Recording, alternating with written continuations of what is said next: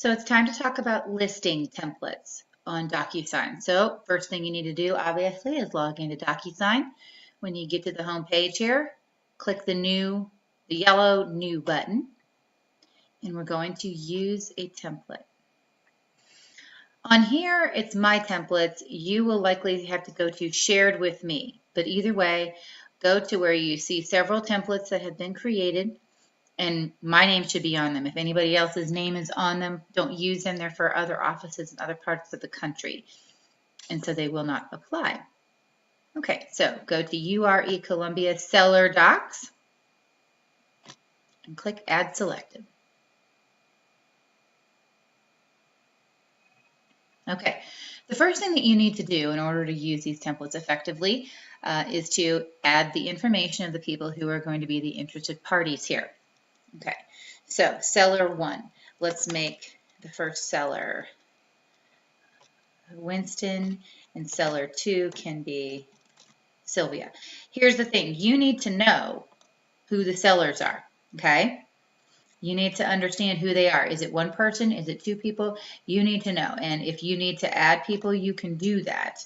But that will be on a different page. If there are multiple sellers, if you're dealing with a family who's selling a family home, that sort of thing. But in general, you're going to have one or two. If you have only one and you need to eliminate the second one, simply go to the far right here, the remove X, and it will remove everything affiliated with the second seller. The list agent, will put me, and the broker in charge, we'll put Joe. Okay. Now, you also want to change the title. Okay. How about that? Or listing docs, you could put that. Okay, great. Now, do not just hit send. It is not ready to go. It's not a matter of just getting signatures. There's information that needs to be added, so you need to go to Advanced Edit. Now you will see the documents that we need as part of the listing agreement. This is not everything. These documents do not include the property disclosure, nor does it include the MLS input sheet. These documents can be found on Paperless Pipeline, and both of them do need to get signed by the seller, but that's a story for a different day. As you can see, there is a signing order. Okay, the signing order goes, the seller or sellers, they each are number 1, so they will each receive these documents in an email and be able to sign them separately. Once both sellers have signed, it will then go to the list agent to sign anything that the list agent needs to sign, and then once all of that is done, it will be sent to the broker in charge. The broker in charge should not be seeing or signing this until everybody else has signed. Okay, so now we hit next. As you can see, as you scroll down, there are signatures and dates already assigned for each person. So you've got seller 1 in the goldenrod, seller 2 in the light blue, okay? And so everywhere you see that, that's going to be their particular place to sign and or initial. Okay, purple is going to be me, the list agent. We'll do that. So far this is very simple. There's nothing that needs to be done. Earnest money disclosure, we've got them signing that. And now you come to a place that needs to be completed. So I have put these text boxes in the color of the list agent so that the sellers do not have the opportunity to change anything in these boxes. You, the agent, want control of your boxes. If you are ever sending something in DocuSign and you, the agent, don't need to sign it, that is totally fine. You can always drag a text box over to wherever you need on any document and put it in there. But I would suggest that unless you specifically want your client to be filling in information in this box, that you take control of the information in the box, and you type your information, and then you hit over here on the right, read only. That means that the buyer can see it, or your client can see it, but they will not be able to change that information. Okay? That's how you deal with text boxes when you, the agent, have nothing to sign on the document. Okay, so basically you could start. I just double click there and you can start on today. So we'll just do this. I don't know what day today is, 16. And then I literally just tabbed, and now I'm tabbing again. And obviously your listing is going to be longer than this, but so I'm putting in dates. I'm tabbing again to the property address, and I'm tabbing again. You see how that's working. Okay, so you fill in that information. Okay, sale price and the compensation. Okay, so the compensation is negotiated by you, and you can determine what your compensation is going to be. There are several guidelines here. First of all, we're going to get $495 from your listing side of the deal. Beyond that, whatever you want to get, that's pretty much in your hands, but we need to get the $495. Second, don't regularly discount yourself. Know your value, know your worth, be prepared to defend it. So always start at, say, the 6% rate, okay? I mean, never assume it's going to be less right off the bat. If somebody is really giving you a hard time, maybe you have a conversation and say, all right, well, now you told me you were going to be buying as well, right, in the area. So let me be your buyer agent, and I'll do this listing for 5% instead of 6%, for instance. That way, they have to pay you only 2% on your side instead of 3%, so that saves them a little money, and you can get 3% on a buyer side. So potentially, that's a good forest for the trees kind of outlook.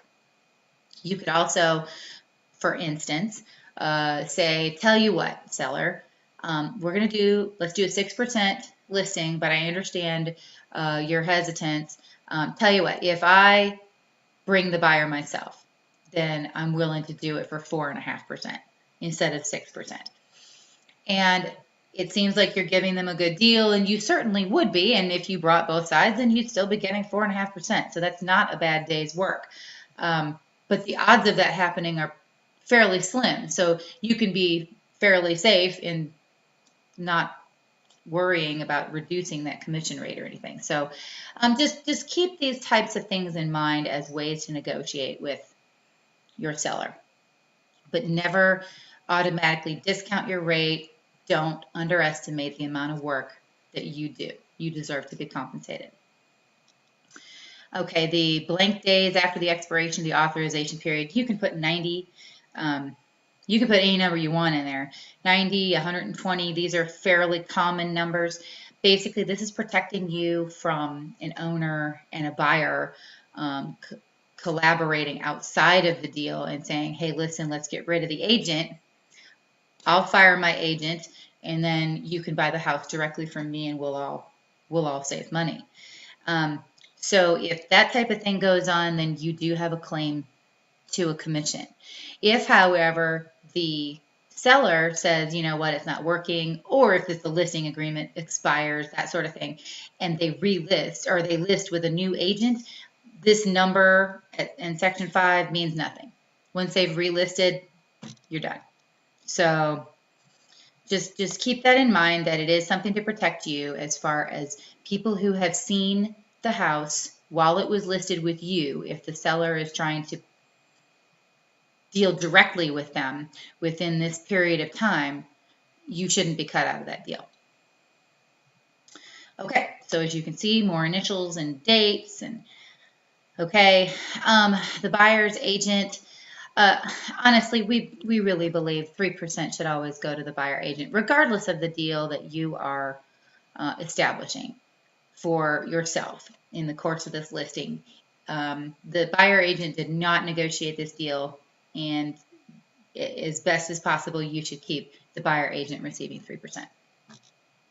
Transaction brokerage, we do accept a transaction broker on the other side of the deal. They will receive 1% if we know that they're a transaction broker.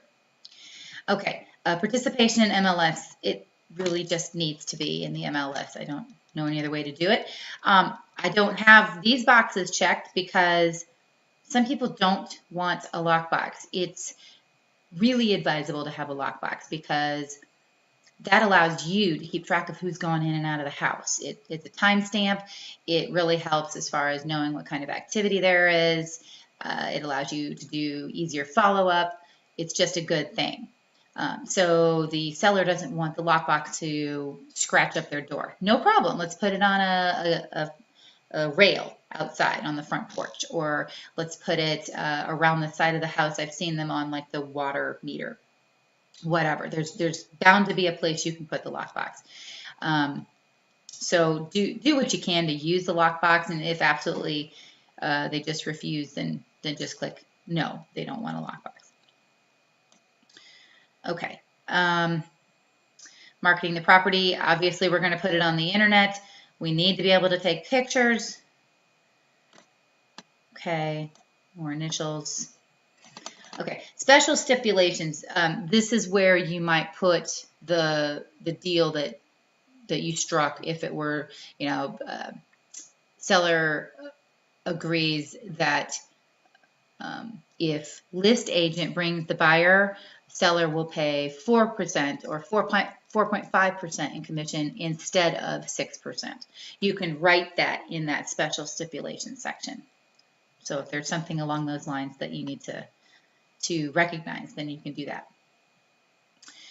Errors and omissions insurance. So yes, we do. We carry that. And then as you can see, we have all of the signatures and dates.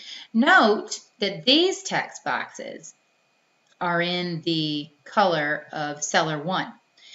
The reason being, they can fill out their own email and mailing address. Many times the mailing address is different from the property address. And so it's just as easy for them. It'll be probably quicker. They can enter their own email, their own property address, and you don't have to worry about transposing 2 letters or anything. You'll have the correct information. Okay. The office ID is on your pocket license. Okay. The office ID will be in the top right corner. It's the REO number. The brokerage address, please put the address of your home office. And so you can see that you have a place on the listing for your name, and go ahead and put your email and your phone number. And then last but not least, this is the wire fraud warning that everybody has signed and initialed. And at this point, you hit send and you should be done. You might want to go back through one more time, make sure all your information is correct. But beyond that, you're done. We tried to make it as easy as possible. I'm going to discard this just for my training purposes. Hope this helped.